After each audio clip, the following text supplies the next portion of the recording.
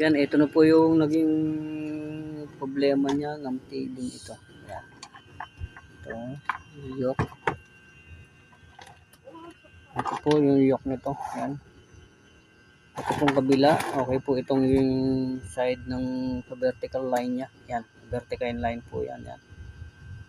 Yan. Ito po yung rewind ng vertical niya. Yan po, okay po ito. Nagkaroon po ng problema yung kabila po, kabilang side po. Yan, ito pong kabilang side na nagkaroon ng problema, wala pong palo. Yan po, tinanggal na po natin yung dikit niya rito. Yan, tinanggal po natin yung dikit. At ito na po yan, oh. Yan, ito na po yung kabilang side.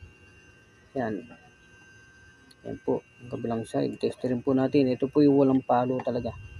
Yan. Yan po, sa ating tester, yan po yung walang palo. Yan.